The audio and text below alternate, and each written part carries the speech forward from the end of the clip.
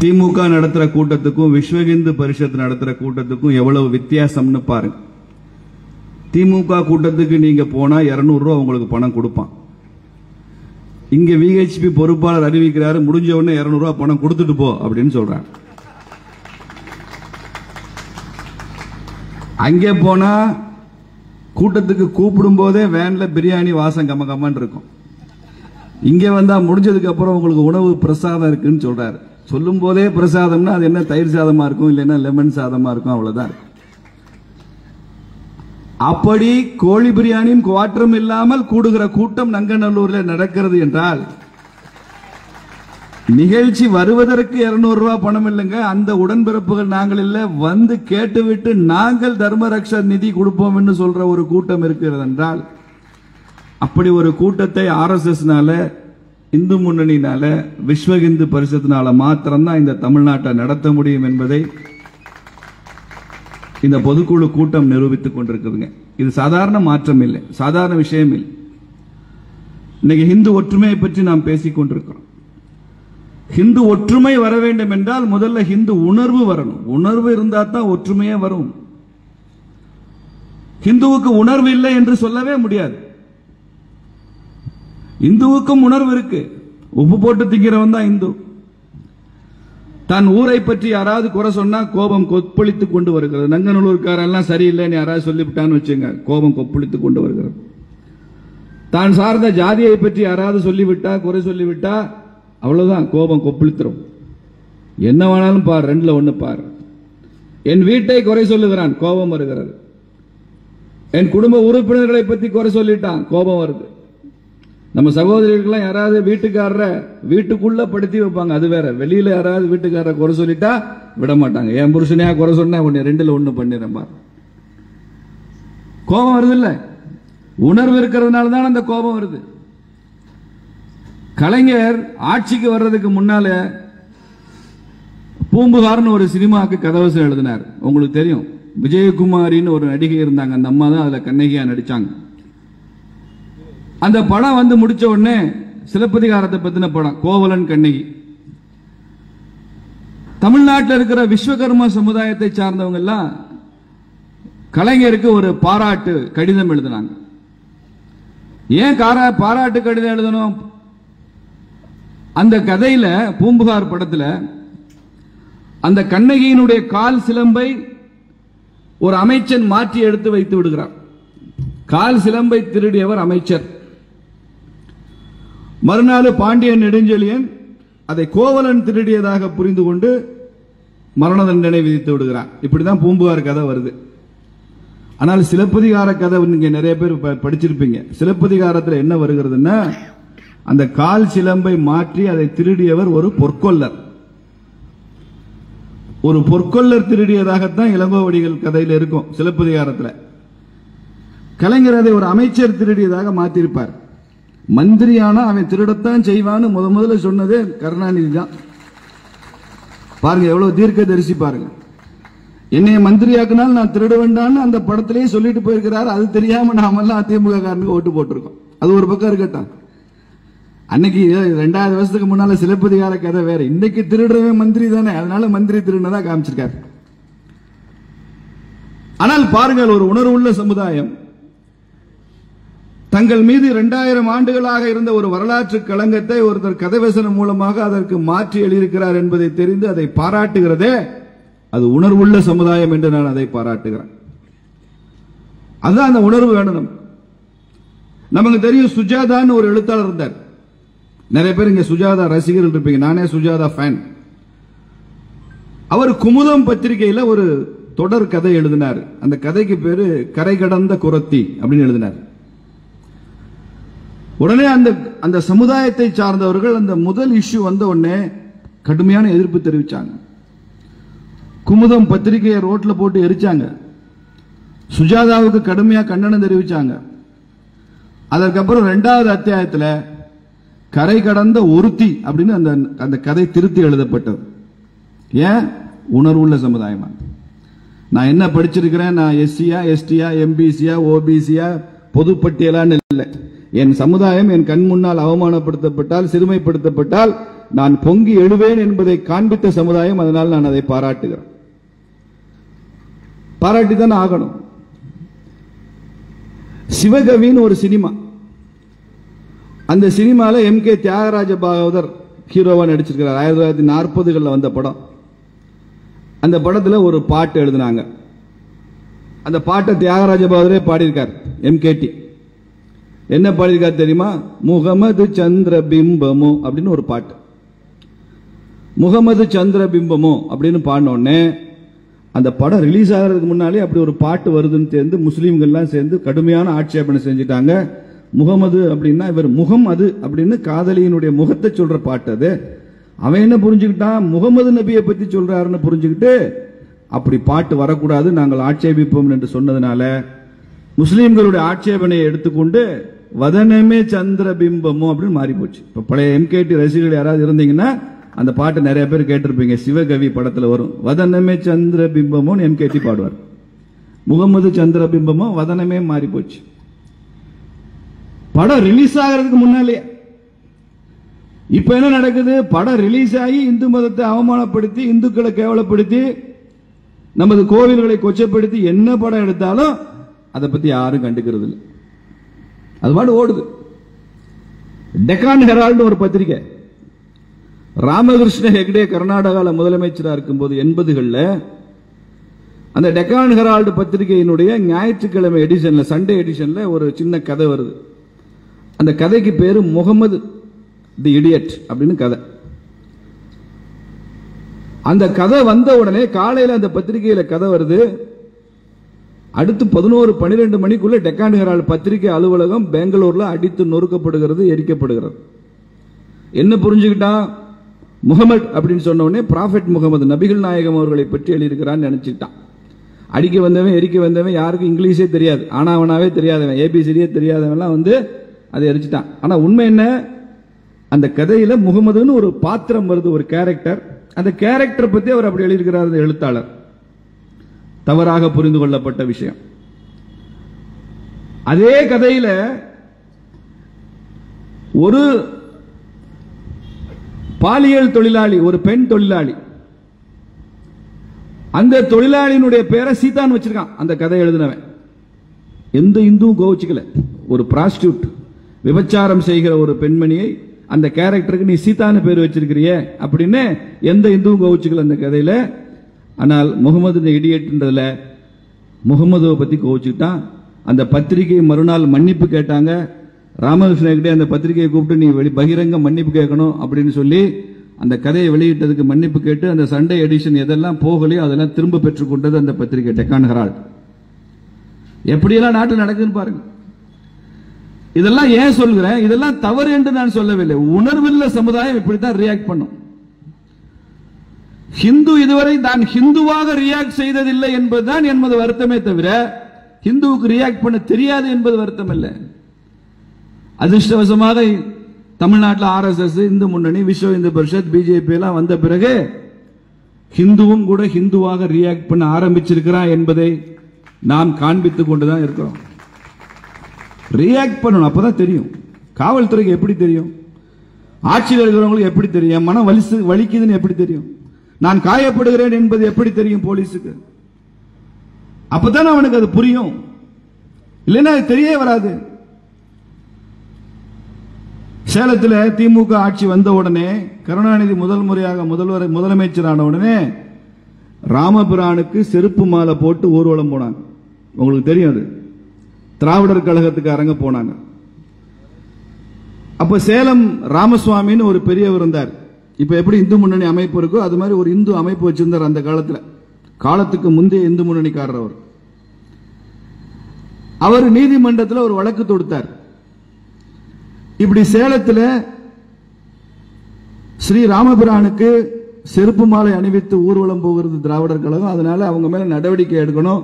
இந்துக்கள் மனசெல்லாம் புண்பட்டது, காயப்பட்டது, ரணமாச்சு. நீதிபதி அந்த வழக்கை தள்ளுபடி பண்ணிட்டாருங்க. நான் அந்த நீதிபதியை பாராட்டுவேன். இந்துக்களுக்கு உரைக்கிற மாதிரி நீதிமன்றத்தில் அந்த நீதிபதி ஒரு 4-5 கேள்விகளை எழுப்பினார். அந்த கேள்விக்கு இன்னைக்கு நமக்கு பதில் தெரியணும். என்ன கேள்வி சொன்னார் நீதிபதி? சேலத்தில் நடைபெற்ற திராவிடர் கழகம் நடத்துற இந்த ஊர்வலம் பகல்ல நடந்துச்சா இல்ல ராத்திரியில் யாருக்கு தெரியாம நடந்ததா? இல்லங்க, பகல்ல தான் நடந்தது. எல்லாரும் பார்க்க முடியாது நடந்தது. சேலம் நகரத்தினுடைய மெயின் ரோட்ல மெயின் பஜார்ல அந்த ஊர்வலம் நடந்ததா இல்ல ஒதுக்குப்புறமா எக்ஸ்டென்ஷன் ஏரியால யாருக்கும் தெரியாம நடந்ததா? மெயின் ரோட்ல நடந்துச்சு. ஒருவேளை ஆளே இல்லாத கடைத்தெரு வழியாக ராமருக்கு செருப்பு மாலை போட்டு போனாங்களா? அப்படிலாம் இல்லைங்க. எல்லாரும் லட்சக்கணக்கான ஆயிரக்கணக்கான மக்கள் பார்த்து கொண்டிருக்கும் போதுதான் போனாங்க. அவர் சொல்றாரு, தான் கடவுளாக வணங்குகிற ஸ்ரீ ராமபிரானுக்கு செருப்பு மாலை அணிவித்து ஊர்வலம் போறான், அதனால என் மனம் புண்பட்டதுன்னா அந்த இடத்துல ஒரு சட்டம் ஒழுங்கு பிரச்சனை வந்திருக்கணும், யாராவது ஒருத்தர் அதை ஆட்சேபிச்சிருக்கணும், இந்த ஊர்வலம் போகக்கூடாதுன்னு சொல்லி இருக்கணும். அப்படி ஏதாவது ஆட்சேபனை வந்ததான்னு கேட்டார். ஒரு ஆட்சேபனையும் வரலைங்க. நாங்களே கூட நடந்து முடிஞ்சதுக்கு அப்புறம் தான் நீதிமன்றத்துக்கு வந்திருக்கோம். அப்போ இந்துக்கள் மனது புண்பட்டது என்பதை ஏற்றுக்கொள்ள முடியாதுன்னு தீர்ப்பு வழங்கப்பட்டது. அப்போ நீதிமன்றமும் அரசாங்கமும் காவல்துறையும் திமுகவும் என்ன நினைக்குது தெரியுமா? இந்துக்கள் மனம் புண்படுத்தப்பட்டால் அங்கே ஒரு கடுமையான ஆட்சேபனை இருக்கணும், அங்கே சட்டம் ஒழுங்கு பிரச்சனை வந்துவிடுமோ என்ற அச்சம் இருக்கணும். இதை செய்துவிட்டால் மிகப்பெரிய அளவில் நமது ஓட்டு பாதிக்கும் என்ற பயம் இருந்தால் நிச்சயமாக அது மாதிரி எந்த விஷயமும் நடக்காது என்றுதான் அவங்க நமக்கு கொடுக்கிற செய்தி, அவங்க நமக்கு கொடுக்கிற மெசேஜ். அவன் கிளியரா இருக்கான், அவன் தெளிவா இருக்கான், திமுக தெளிவா இருக்கான். இந்துக்களுக்கு ரோஷம் இல்லை என்றதுல நம்ம விட அவன் தெளிவா இருக்கான். இந்துக்களை ஒற்றுமைப்படுத்த முடியாதுன்னு அவன் தெளிவா இருக்கான். அவன் அரசியல்வாதி, அவனுக்கு ஓட்டு மாத்திரம் தான் தெரியும். இங்க எனக்கு முன்னால பேசினவர் சொன்னார்ல, கேவலம் ஓட்டுக்காக, அப்பதான் கிடையாது.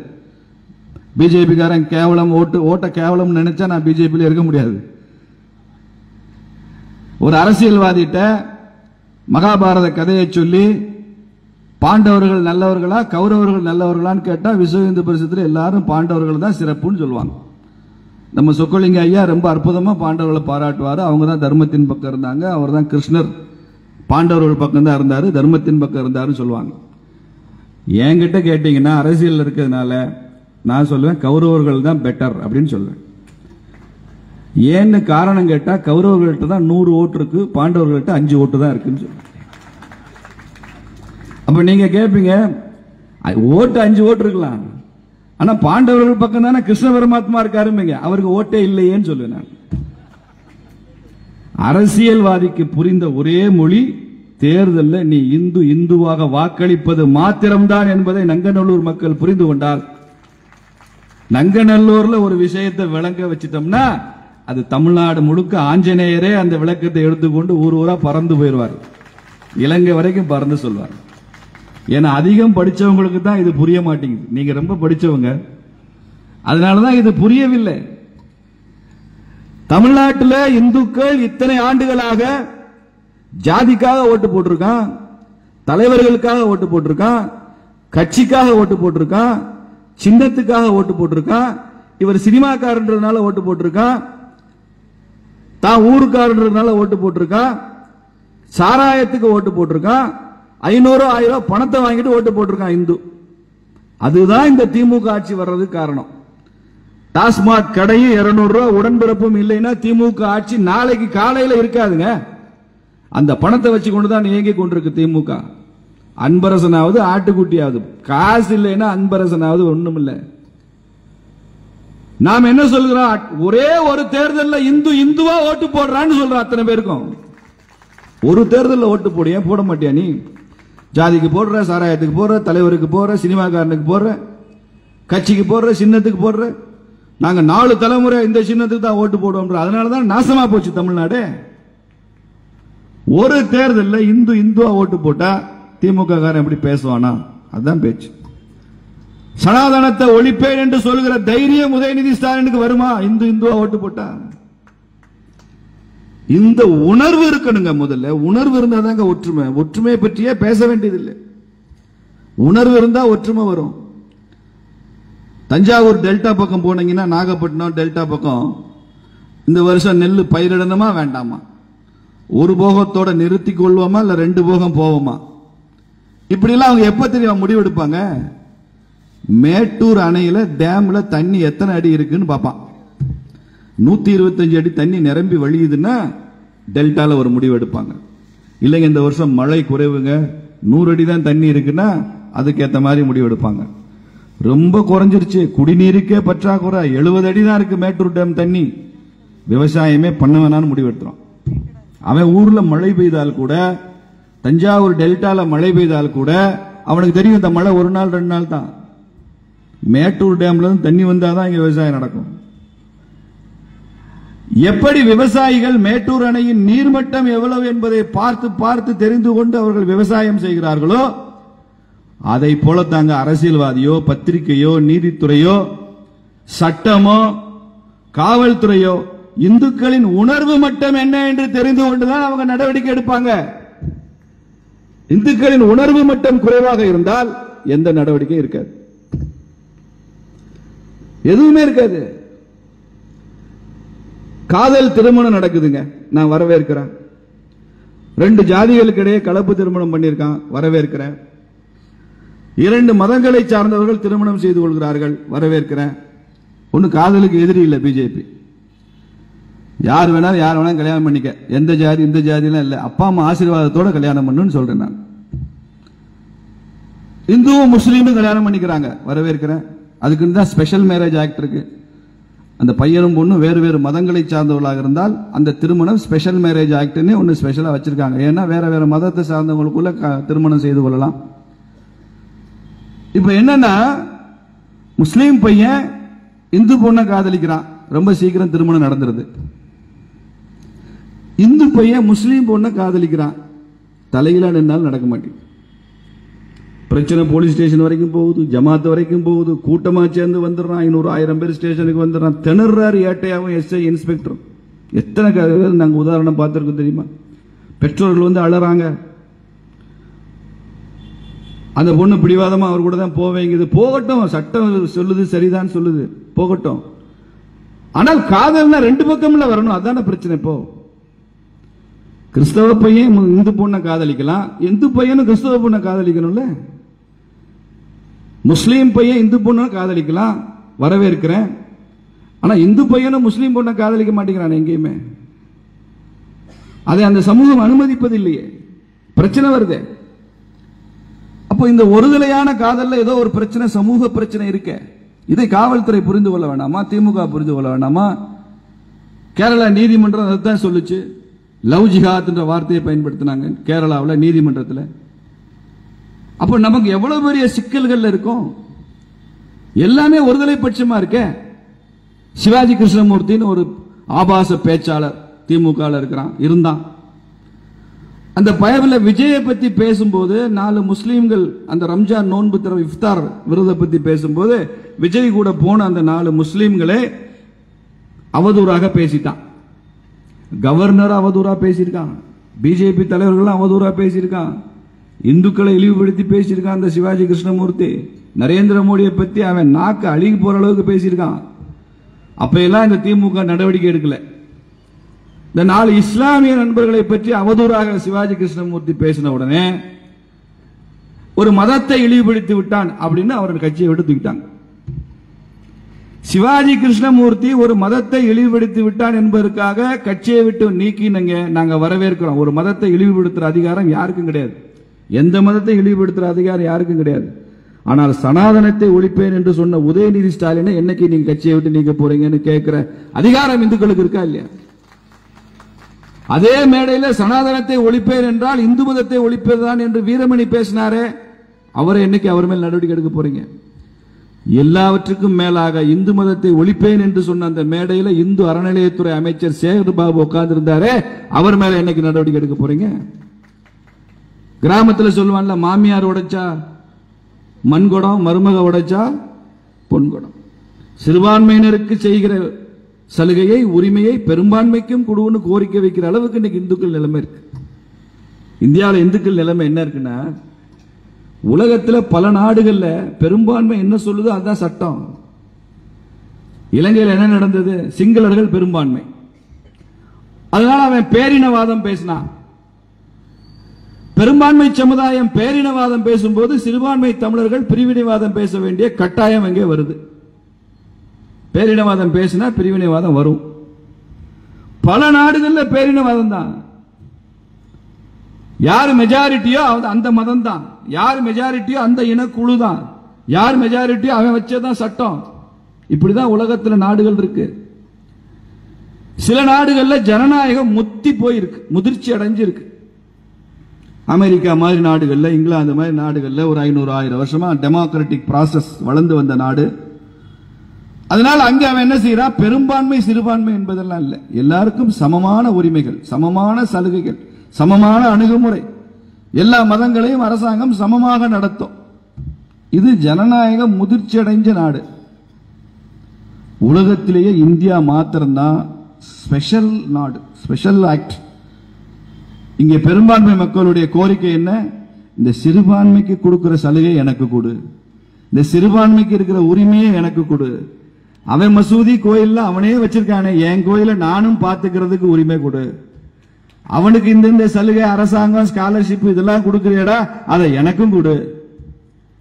அவனை தேர்தல் வந்தா தூக்கி வச்சு கொண்டாடுறிய, அவன் மதத்தை எல்லாம் பாராட்டுறிய, அவனுக்கு பாராட்டு விழா சொல்றிய, அவன் ரம்ஜானுக்கும் அவன் கிறிஸ்துமஸுக்கும் நீ வாழ்த்து சொல்றிய, அதே மாதிரி போய் எனக்கு ஒரு வாழ்த்து சொல்லிடுறேன், நான் சந்தோஷப்படுவேன்னு சொல்ற நிலையில நாம இருக்கமே, வெக்கம் வேண்டாம் நமக்கு?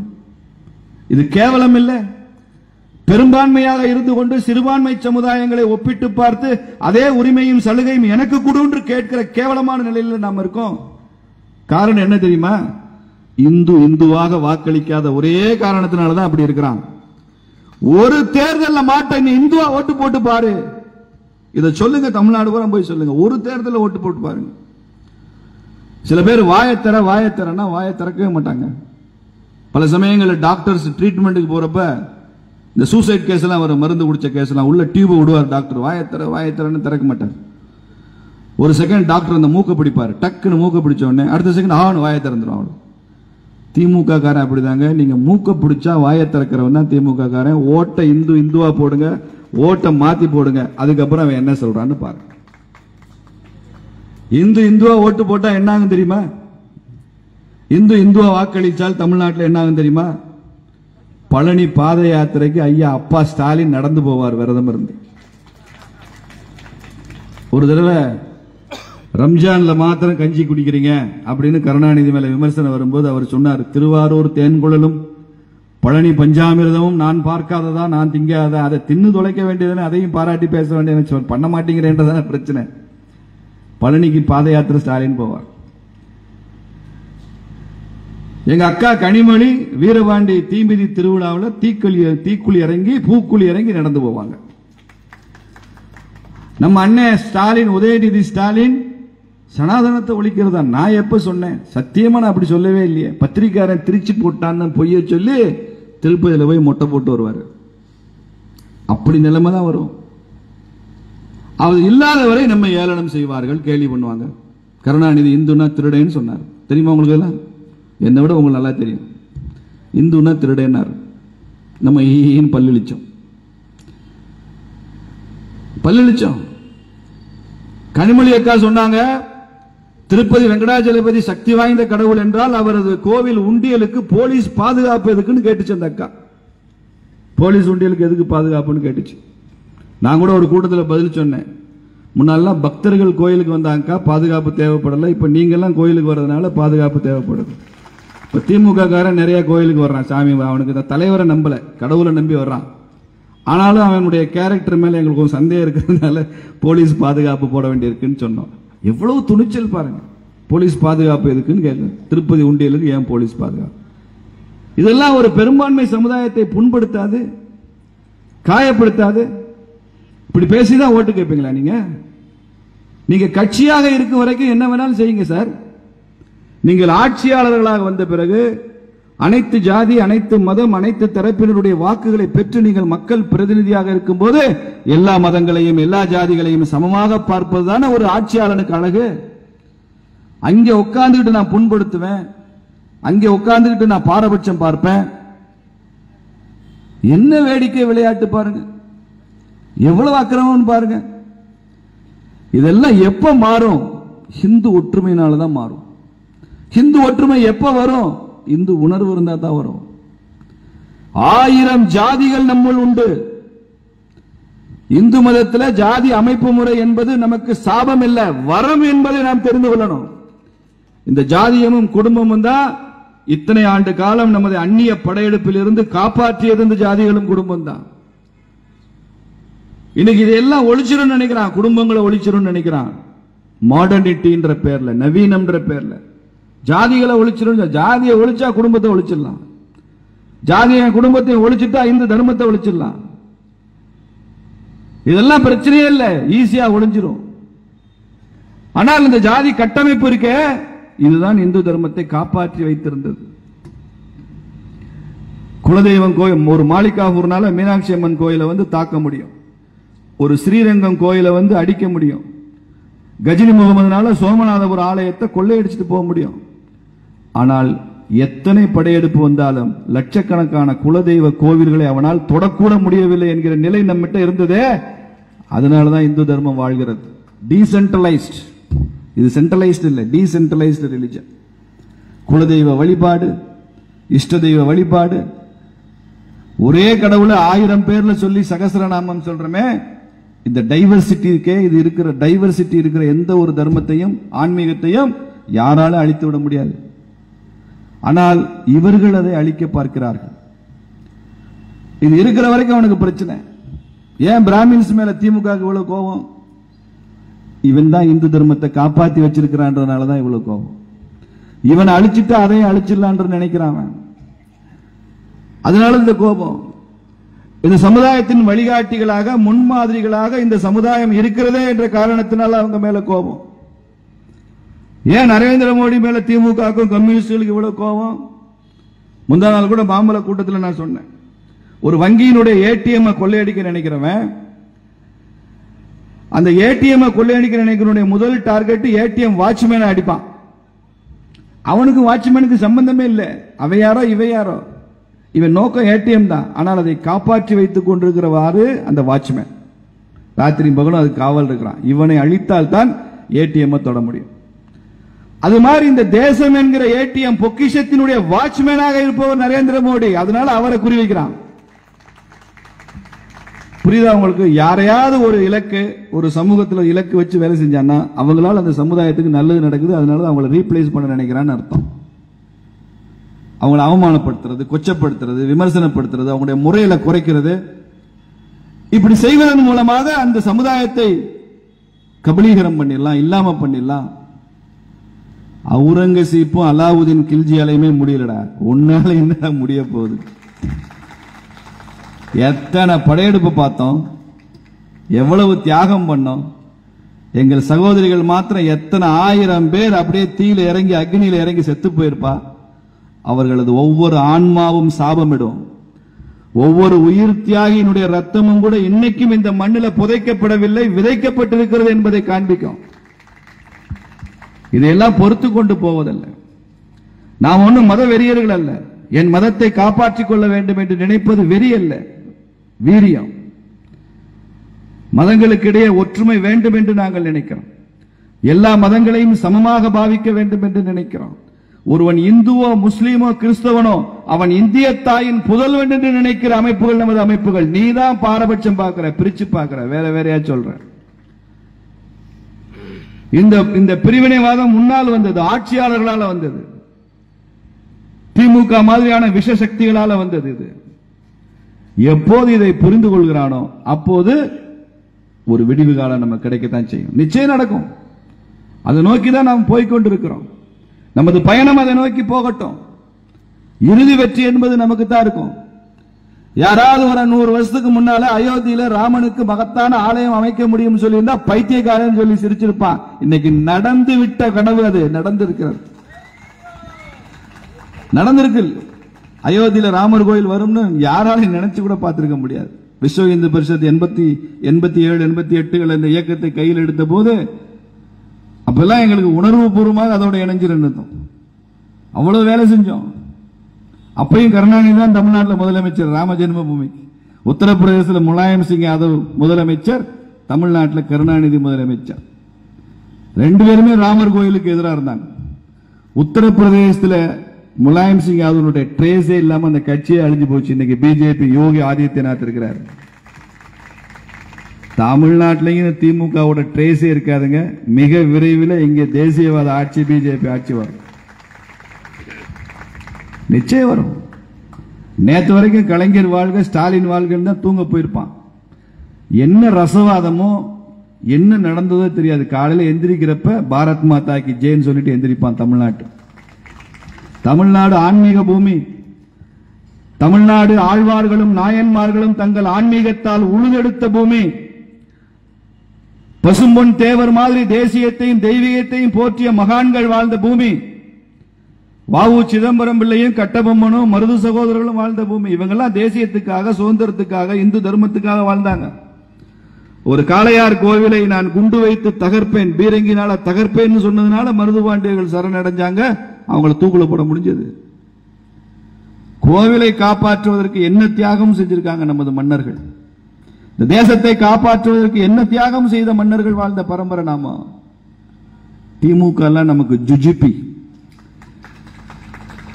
இன்னைக்கு அன்னைக்கு மாதிரி சத்ரபதி சிவாஜி மாதிரி வாள் எடுத்து போராட வேண்டாம், கட்டபொம்மன் மாதிரி பீரங்கி தயார் செய்ய வேண்டாம், மருது சகோதரர் மாதிரி தூக்குல தொங்க வேண்டாம். இந்த பயவுள்ள ஒரே ஒரு ஓட்டை மாத்திரம் மாத்தி போட்டா போதும். வாக்குச்சீட்டினுடைய வலிமை புல்லட்டினுடைய வலிமையை விட பேலட்டினுடைய வலிமை அதிகமானது என்பதுதான் ஜனநாயகத்தினுடைய சிறப்பு. we need ballots not bullets. இத சொல்லுங்க, இத எல்லா இடத்துலயும் சொல்லுங்க. நங்கநல்லூர்ல ஏன் இந்து ஒற்றுமைக்காக கூட்டம் வச்சிருக்காங்கன்னா இங்க உள்ள இந்துக்களை ஒற்றுமைப்படுத்துறதுக்கு இல்ல. இந்த அவேர்னஸ் நமக்கு இருக்கு. நங்கநல்லூர் மூலமாக தமிழ்நாடு முழுக்க இந்த இந்து ஒற்றுமை செய்தி பரவ வேண்டும் என்பதற்காக என் கூட்டம் வச்சிருக்கிறாங்க. எப்படி சாந்திபீனி ஆசிரமத்தில் ஆரம்பிக்கப்பட்ட விஸ்வ இந்து பரிஷத் தமிழகம் முழுக்க, இந்தியா முழுக்க மிக பெரும் பேரியக்கமாக மாறியதோ அதே மாதிரி இந்த இந்து ஒற்றுமை செய்தி தமிழகம் முழுக்க ஒரு பெரும் செய்தியாக மாற வேண்டிய பொறுப்பு நங்கநல்லூர் மக்களுக்கு இருக்கு. இந்த நங்கநல்லூருக்கு எனக்கு கூட ஒரு சின்ன தொடர்பு இருக்கு. நான் ஒரு காலத்தில் தொலைபேசி துறையில வேலை செஞ்சேன். மீனம்பாக்கம் ஏர்போர்ட்டுக்கு எதிர்த்தாப்புல டெலிகாம் ட்ரைனிங் சென்டர் இருக்கு. ஒரு 3 மாசம் பயிற்சிக்கு வந்திருந்தேன். அப்ப இந்த நங்கநல்லூர்ல தான் தங்கியிருந்தேன். 3 மாசம் அவங்க கூட தான் தங்கியிருந்தேன். நான் இப்ப என்கிட்ட கேட்டா எந்த தெரு எந்த வீடுன்னு கேட்டா எனக்கு தெரியல. ஆனா எங்கேயோ இருந்தேன். அந்த பழவந்தாங்கல் ரயில்வே ஸ்டேஷனுக்கு அதுக்கும் ஒரு 1 கிலோமீட்டர் தூரத்தில் நான் தங்கியிருந்தேன். இப்ப நான் வரும்போது அதான் யோசிச்சுட்டே வந்தேன், அது எந்த இடம்னு எனக்கு தெரியல. பல ஆண்டுகளுக்கு முன்னால் அவ்வளவு சிறப்பான மக்கள், அமைதியான மக்கள், தர்மத்தை நேசிக்கிற மக்கள், தங்களுக்குள் சமூக நல்லிணக்கத்தை போற்றுகிற மக்கள், இவங்கெல்லாம் விஸ்வ இந்து பரிஷத்தினுடைய அருமை பெருமைகளை புரிந்து கொள்ள வேண்டும். பரம பூஜனிய குருஜி விஸ்வ இந்து பரிஷத்து ஆரம்பிக்கப்பட்ட உடனே ஒரு அற்புதமான பணியை செஞ்சார். நாட்டில் உள்ள எல்லா மடாதிபதிகள், சன்னியாசிகள் எல்லாரையும் கூப்பிட்டார். மிகப்பெரிய சன்னியாசிகள் மாநாடு, மடாதிபதிகள்லாம் சேர்ந்து நடத்தின மாநாடு. அந்த மாநாட்டில் குருஜி அவர்கள் முயற்சியில ஒரு வரலாற்று சிறப்பு மிக்க தீர்மானத்தை கொண்டு வந்தாங்க. இந்து மதத்தின் எந்த சாஸ்திரத்திலும் நடைமுறையிலும் தீண்டாமைக்கு இடமே இல்லை என்று நாட்டினுடைய அத்தனை மடாதிபதிகளும் சன்னியாசிகளும் பீடாதிபதிகளும் சேர்ந்து அறிவிக்க வைத்தவர் பரம பூஜ்ய குருஜி. அதை செய்த பேரியக்கம் விஸ்வ இந்து பரிஷத். தீண்டாமையை வேறும் வேரடி மண்ணும் இல்லாமல் அந்த மனப்பான்மையை நம்மிடமிருந்து அழித்துவிட வேண்டும் என்பதுதான் இந்து ஒற்றுமைக்கான அடிப்படை காரணம். அதை புரிந்து கொள்ளணும். தீண்டாமை என்பது எவ்வளவு பெரிய வலி என்பதை நாம புரிஞ்சுக்கணும். நம்மிட்ட இருக்கிற குறைகளையும் நாம சரி செய்யணும். ஒரு 7 வயது மாணவன் பள்ளிக்கூடத்துக்கு போறான். நடந்த சம்பவத்தை சொல்றேன். 7 வயது மாணவன் பள்ளிக்கூடத்தில் போறான். பழைய காலத்தில் அந்த பள்ளிக்கூட ஆசிரியர் இவன் உள்ள நுழையிறப்பயே ஒரு பழைய சாக்கு, அழுக்கான ஒரு சாக்கை போட்டு அதில் உட்காரு அப்படிங்கிறார். அந்த மாணவன் இப்படி பார்க்கிறான். ஒரு 10-15 மாணவர்கள் இங்க படிக்கிறாங்க. எல்லாரும் நல்ல ஒரு மர பலகையில உட்கார்ந்து இருக்கிறாங்க. இவன் மாணவன் கேட்கிற ஆசிரியர்கிட்ட, எல்லாரும் பலகையில உட்கார்ந்து இருக்கிறாங்களே ஐயா, எனக்கு மாத்திரம் ஏன் சாக்குல உட்கார சொல்றீங்க? ஏய், நீ தாழ்ந்த ஜாதி, அப்படிதான் உட்காரணும். அந்த பள்ளிக்கூடத்தில் ஒரு கிணறு. அந்த கிணற்றுல அவங்கவுங்க தண்ணீர் இறைச்சி குடிச்சுக்கணும். அந்த காலத்தில் பம்ப் செட், ஜெட் பம்ப் எல்லாம் கிடையாது. அவங்கவுங்க வாளியில தண்ணி இறைச்சி குடிச்சுக்கணும். எல்லா மாணவர்களும் மதிய நேரத்தில் தாகம் வரும்போது, தண்ணீர் குடிக்க வேண்டிய தேவை வரும்போது அந்த கிணற்றுல வாளியை விட்டு தண்ணி இறைச்சி குடிச்சுக்குவாங்க. இவன் மாத்திரம் வாளியை உள்ள விட்டு தண்ணி இறைச்சி குடிக்க கூடாது. ஏன்னா இவன் தாழ்ந்த ஜாதியான். என்ன கொடுமை பாருங்க. அந்த பள்ளிக்கூடத்தில் யாராவது பியூனோ மற்றவங்களோ அந்த வாளி தண்ணி இறைச்சி இப்படி ஊத்துவாங்க, இவன் இப்படி கையை பிடிச்சு குடிச்சுக்கணும். பியூன் அன்னைக்கு லீவுன்னா இவன் தண்ணியே குடிக்க முடியாது. யாராவது கூட படிக்கிறவனுடைய தயவு இல்லைன்னா தண்ணி கூட குடிக்க முடியாது. வீடு வாடகைக்கு தர மாட்டான். அப்படி ஒரு நிலையில இங்க இருக்கிற யாராவது ஒருத்தர் உங்க பையன் அப்படி இருந்திருந்தா, நீங்க அப்படி படிச்சிருந்தா, உங்களுக்கு இந்த சமுதாயத்தின் மேல எவ்வளவு கோபம் வரும் சொல்லுங்க. நீங்க சொல்லுங்க, மனசாட்சியை தொட்டு சொல்லுங்க. இங்க இருக்கிறவங்க எல்லாம் அந்த பையன் வேற யாரும் இல்லைங்க. யாராவது தெரியுமா இங்க உள்ளவங்க? பாபா சாஹேப் அம்பேத்கர். அம்பேத்கருடைய அனுபவம். 7 வயதில் அவர் பள்ளிக்கூடம் போறப்ப சாக்கில் உட்கார சொன்னான். அவரே எழுதியிருக்கிறார் வருத்தத்தோடு. அவர் பேர் பீமராவ் தான். அவருடைய உண்மையான பேர் பீமராவ். எவ்வளவு பெரிய கொடுமை நடந்திருக்கு பாருங்க.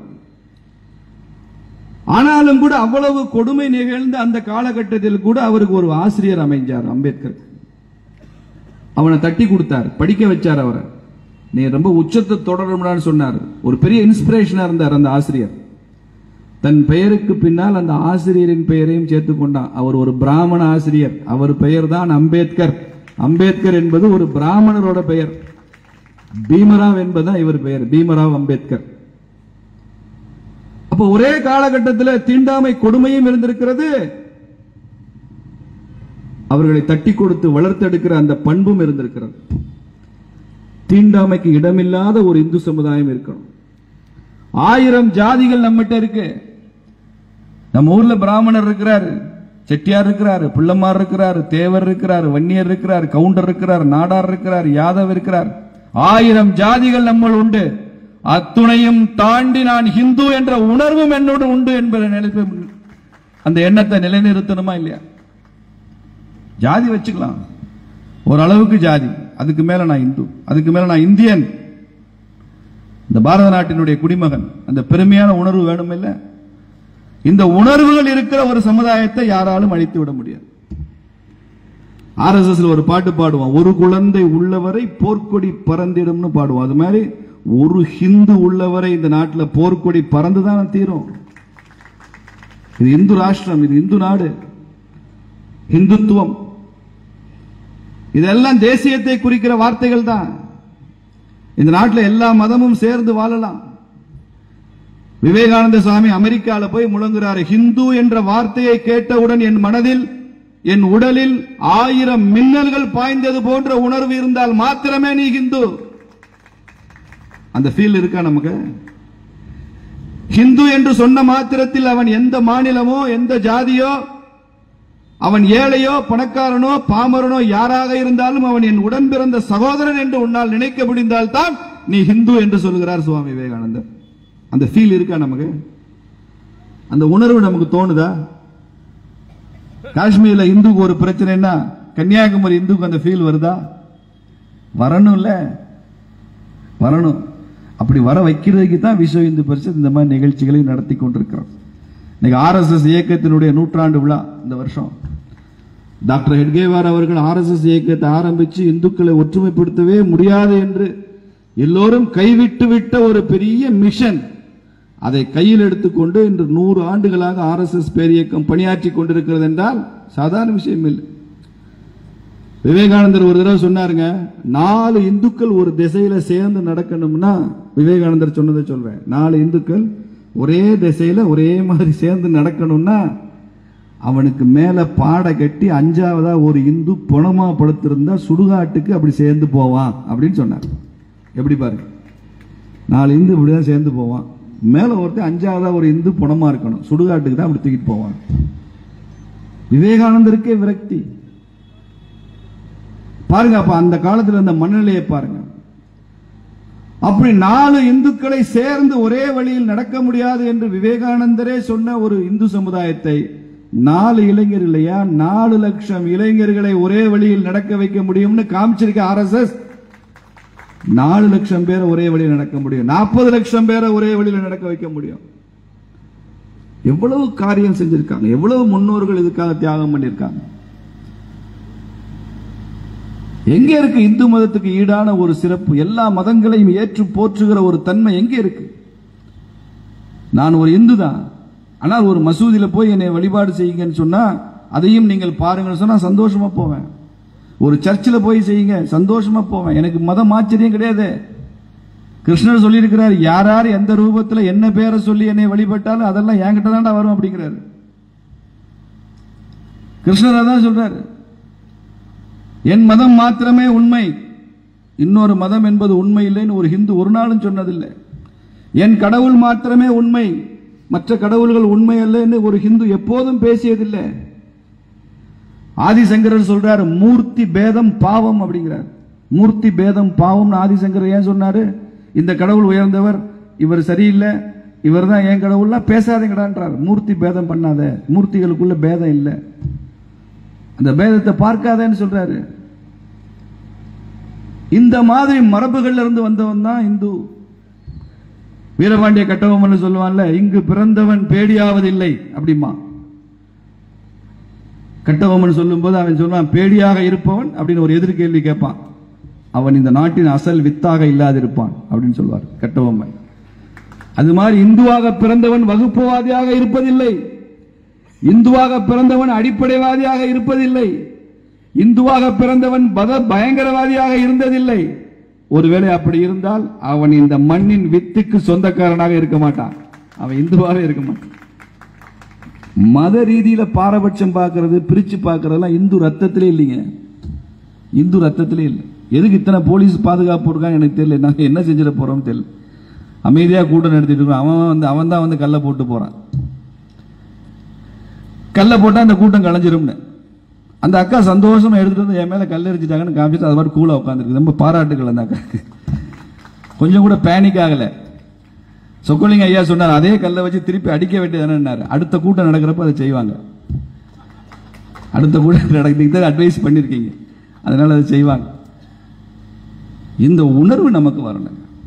நம்ம யாருக்கு எதிராக இல்லை, கிட்டத்தட்ட 100 கோடிக்கு மேல இந்துக்கள் இருக்கிற ஒரு தேசம் இந்த தேசம். தமிழ்நாட்டில் மாத்திரம் 7 கோடி இந்துக்கள் இருக்கிறான்.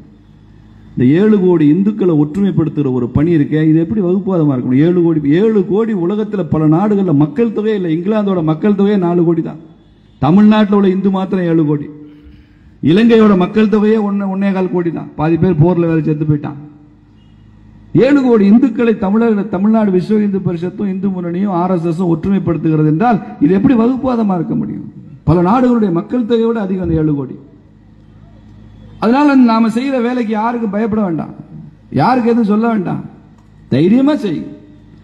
பல கூட்டங்கள் என்ன அறிமுகப்படுத்துறப்போ உங்களை பத்தி என்ன சொல்லணும்னு கேட்பாங்க. ரோட்டரியில, லைன்ஸ்ல, காலேஜஸ்ல உங்களை எப்படி சார் அறிமுகப்படுத்தணும்பாங்க. சீனிவாசன் RSS காரன்னு சொல்லி அறிமுகப்படுத்துன்னு சொல்றேன். பல இடங்களில் சொல்றேன். என்னை அறிமுகப்படுத்துற அந்த ரோட்டரி நண்பர் முஸ்லீமா இருப்பாரு, கிறிஸ்டியனா இருப்பாரு. அப்படி டக்குன்னு அப்படியே பார்ப்பாரு, என்ன சார் RSS சொல்லு, நான் RSS தான். தைரியமாக நான் RSS சொல்லுங்க, தைரியமா நான் இந்து முன்னணிக்காரன்னு சொல்லுங்க, தைரியமா நான் விஸ்வ இந்து பரிஷத்து சொல்லுங்க. நீங்க சொன்னா தாங்க சமுதாயம் சொல்லும். நீங்க நான் இந்துன்னு மாத்திரம் சொல்லாம, நான் விஸ்வ இந்து பரிஷத்துன்னு சொல்லாம இந்து முன்னணின்னு சொல்லலைன்னா அடுத்த தலைமுறை நான் இந்துன்னே சொல்ல முடியாத தலைமுறை உருவாயிருங்க ஐயா. அதனாலதான் அடிச்சு அடிச்சு சொல்றோம், இயக்கத்தின் பேரை சொல்ற. ஆமான்னு சொல்லு, என்ன பிரச்சனை உனக்கு? தூக்கு தண்டனை போட்டுருவானா, ஜெயில போட்டுருவானா, 2 FIR போட்டுருவானா? போட்டு போறான். 4 கேஸ் இருக்கட்டுமே. பேப்பர் அப்படி வெள்ளையா வச்சிருந்து அந்த பேப்பர் என்ன செய்ய போறீங்க? 4 அடித்தல், திருத்தல், குத்தல், குதறல் அதெல்லாம் இருந்தா தான் அது பேப்பர். வீடு சில வீடுகளுக்கு போய் அப்படியே நீட்டா பெயிண்ட் அடிச்சு வச்சிருப்பான். அப்படி வீடு எனக்கு பிடிக்காது. பல வீடுகளுக்கு போக அந்த சின்ன பிள்ளைய பென்சிலை வச்சு சோறெல்லாம் கிறுக்கி வச்சிருக்கும். அந்த வீடு தான் நல்லா இருக்கும். குழந்தைகளுக்கு இருக்கிற சோறு தான் நல்ல சோறு. சுத்தமா வச்சு மியூசியமா நடத்துற நீ வீடா நடத்தாம, ஒரு கேஸும் இல்லாம எண்ணத்தை கிழிக்க போற 10 கேஸ் வரட்டுமே, பிரச்சனை பண்ண, மறியல் பண்ண, போராட்டம் பண்ண, என்ன பண்ணிடுவேன்? 4 கேஸ் வரட்டும். பிஜேபி கார மேல ஒவ்வொருத்தமே 50 கேஸ் இருக்கு. என்ன ஆச்சு? அடுத்த தடவை விஸ்வ இந்து பரிஷத்துல யாரு மேல அதிக வழக்கு இருக்கோ அவங்களுக்கு பாராட்டு விழா நடத்தணும். மேடையில் கூப்பிட்டு அதிக வழக்குகள் வாங்கிய இந்து சமூக போராளி அப்படின்னு போகணும். அரசு திமுக அக்யூஸ்ட் சொன்ன என்ன அர்த்தம்? நீ பாராட்டுக்குரியவன் அர்த்தம். சுதந்திர போராட்ட காலத்துல மகாத்மா காந்தி அக்யூஸ்ட் தான், நேரு அக்யூஸ்ட் தான், வஉசி அக்யூஸ்ட் தான், நேதாஜி அக்யூஸ்ட் தான். சுதந்திர போராட்டத்தில் அக்யூஸ்ட் பிரிட்டிஷ்கார அக்யூஸ்ட் சொன்ன அத்தனை பேரும் சுதந்திரம் அடைஞ்ச உடனே தியாகிகள், தேச தலைவர்கள், விடுதலை வீரர்கள். இந்திய எதிர்ப்பு போராட்டத்தில் அக்யூஸ்ட் காங்கிரஸ் கட்சிக்கார அக்யூஸ்ட் சொன்ன அத்தனை திமுக காரனும் திமுக ஆட்சிக்கு வந்த உடனே மொழிப்போர் தியாகிகள். ஆச்சாரிய ஆட்சி மாறின உடனே அக்யூஸ்ட் தியாகி ஆயிடுறான்ல, அது மாதிரி திமுக ஆட்சியில அக்யூஸ்ட் சொல்லப்படுற அத்தனை இந்து இயக்கத்துக்காரனும் 2026 அப்புறம் நீ எல்லாம் தியாகி. இன்னும் ஒரு வருஷம் தான் இருக்கு. அதனால நிறைய பேர் அக்யூஸ்ட் ஆகுங்க. நான் சொல்றேன் கேளுங்க. நிறைய போராட்டம் பண்ணுங்க, ஆர்ப்பாட்டம் பண்ணுங்க, அறப்போராட்டம் பண்ணுங்க, ஜனநாயக ரீதியா பண்ணுங்க. வன்முறை நன்முறையும் அல்ல, அது நன்முறையும் அல்ல. அண்ணாதுரை அப்படிதான் சொல்லியிருக்காரு. அண்ணாவின் கொள்கைகளை அப்படியே நாங்கள் ஏற்றுக்கொள்கிறோம். வன்முறை கிடையாது, நன்முறையில் போராட்டம். என்ன வேணாலும் செய்வோம், போராட்டம் பண்ணுவோம், ஆர்ப்பாட்டம் பண்ணுவோம், முழக்கம் கொடுப்போம், ஜனநாயக ரீதியா கருத்துக்களை சொல்லுவோம். ஆனால் எங்கள் இலக்கு 2026 இங்கே ஒரு இந்து தர்மத்தை ஏற்றுக்கொள்கிற ஒரு ஆட்சி வர வேண்டும் என்கிற ஒன்றுதான். இந்து ஒற்றுமையின் வெளிப்பாடு தேர்தலில் வெளிப்பட வேண்டும் என்பது ஒன்றுதான். இந்த இந்து தர்மம் எந்த சிறுபான்மை சமுதாயத்திற்கோ மதங்களுக்கோ மத உணர்வுகளுக்கோ எதிரானது அல்ல என்பதை நாங்கள் காண்பிக்க இருக்கிறது தான். எல்லோரையும் ஏற்றுக்கொள்கிறோம். எங்கள் மதத்தை காப்பாற்ற வேண்டியது எங்கள் கடமை என்பதை புரிந்து கொண்டதால் இந்த உணர்வோடு நாங்கள் இங்கே பேசுகிறோம். அந்த ஒற்றுமை நமக்குள் வர வேண்டும் என்று கூறி இதுவரைக்கும் நீங்க அமர்ந்து கேட்டதற்கு வணக்கம் சொல்லி விடைபெறுகிறேன். நன்றி, வணக்கம். பாரத் மாதா கி, பாரத் மாதா கி, பாரத் மாதா கி. இதுபோன்ற முக்கிய நிகழ்வுகள், அரசியல் தகவல்களை ஆழமாக மாறுபட்ட கோணத்திலும் அறிந்து கொள்ள மறக்காமல் உங்கள் TNS24 டிஜிட்டல் பக்கத்தை பின்பற்றிக் கொள்ளவும்.